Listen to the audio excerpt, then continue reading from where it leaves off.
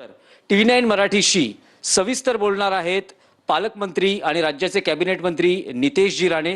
थेट TV9 मराठी त्यांच्याशी संवाद साधते. नितेशजी, काल स्थानिक स्वराज्य संस्थांच्या निवडणुकांचे निकाल जाहीर झाले. तुमची संयमी प्रतिक्रियाही बघायला मिळाली.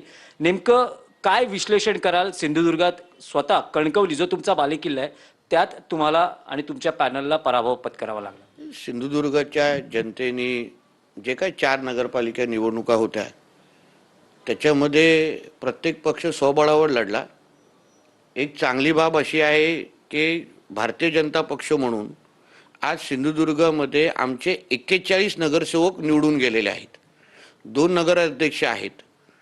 समजलं ना? तर म्हणून भारतीय जनता पक्ष म्हणून तुम्ही बोललात तर सर्वात मोठा पक्ष हा भारतीय जनता पक्ष आहे. 41 नगरसेवक, 2 नगराध्यक्ष आहेत.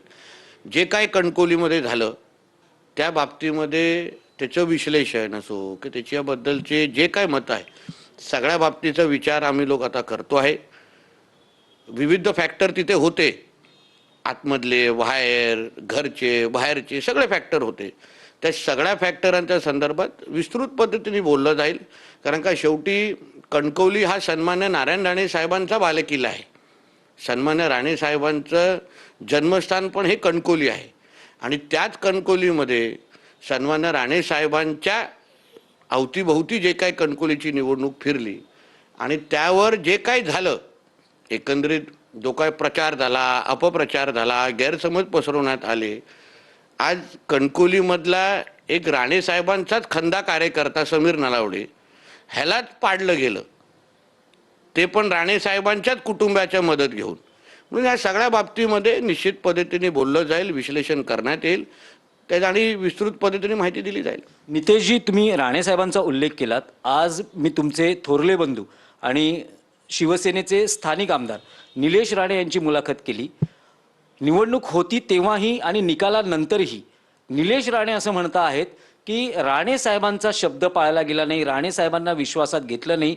भाजपने समजा जर राणे साहेबांना विश्वासात घेतलं असतं, त्यांचं असं म्हणणं आहे, मी पूर्ण भाजप नाही म्हणणार, भाजपतल्या काही मंडळींनी सिंधुदुर्गात राणे साहेबांचे विचार किंवा राणे साहेबांचा शब्द पाळला नाही, नाहीतर कदाचित निकाल वेगळे असते, महायुती म्हणून निकाल वेगळे लागले असते. मुळामध्ये महायुती का झाली नाही ह्याचं कधीतरी आदरणीय निलेशजींनी विचार करायला पाहिजे. उत्तरं त्यांच्याकडेच आहेत, उत्तरं आमच्याकडे कोणाकडेच नाहीत. कारण का निलेशजींना आमदार करण्यामध्ये भारतीय जनता पक्ष, शिवसेना सगळ्याच कार्यकर्त्यांचा फार मोठा सहभाग होता. आणि मग 11 महिन्यामध्ये जे काय आमदार झाल्यापासून आत्तापर्यंत ज्या पद्धतीने भारतीय जनता पक्षाच्या कार्यकर्त्यांना वागवलं गेलं, जे काय शिव्यापासून धमक्यापासून सगळे प्रकार हे तिथे सुरू होते. आणि त्याच्यामुळे भारतीय जनता पक्षाच्या कार्यकर्त्यांनी हे ठरवलेलं की आता जिथे आम्हाला शिव्याशापत होत असेल, धमक्या दिले जात असतील, आमचा पक्ष फोडत असेल, एका बाजूला आम्ही महायुती म्हणून आम्ही एकत्र आहोत, महायुती म्हणून आम्ही सगळ्या बाबतीमध्ये एकत्र पद्धतीने काम करतोय, पण दुसऱ्या बाजूने धमक्या, शिव्या आणि पक्ष फोडणं सगळे प्रकार या 11 महिन्यामध्ये ज्या पद्धतीने निवडणुकीच्या अगोदर जे झाले, भारतीय जनता पक्षाचा स्थानिक कार्यकर्ता हा कुठेच तयार नव्हता. त्यांचं म्हणणं आहे की आम्ही आमच्या कुटुंबाचा अपमान या 11 महिन्यापासून सहन करत आलेलो आहे आणि मग त्यांच्याच बरोबर जाऊन आम्ही युती कशी करायची.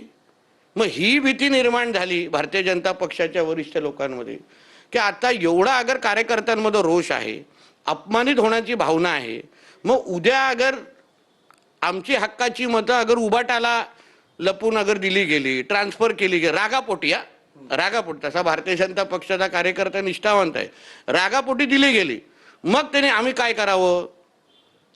म्हणून स्वबळाचा निर्णय, महायुती न करण्याचा निर्णय तिथून आहे. म्हणून कुठेतरी आदरणीय निलेशजींनी हा प्रश्न स्वतःला विचारला पाहिजे का महायुती का नाही झाली.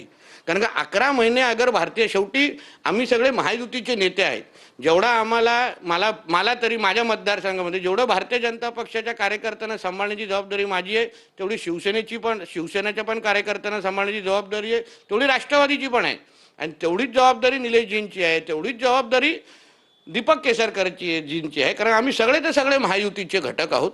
आणि म्हणून जेव्हा कार्यकर्ता अपमानित झाला, कार्यकर्त्याला एकंदरीत बाहेरचा रस्ता दाखवण्यात आला. मग कार्यकर्त्यांची जी भावना वरिष्ठांकडे पोचली म्हणूनच तर मैत्रीपूर्ण लढत आणि स्वबळाचा विषय आला. नाही, पण नितेशजी, त्यात निलेशजींचं असं म्हणणं आहे, भाजप हा माझ्या घरचाच पक्ष आहे, मी आधी भाजपमध्ये होतो, पण भाजपमधल्या काही मंडळींकडून हे प्रयत्न झाले की महायुती होऊ नये आणि राणे साहेबांचा शब्द न पाळण्यामागे भाजपतली काही मंडळी होती. परत महायुती न होण्याची कारणं ही मी जसं निलेशजींकडेच आहे.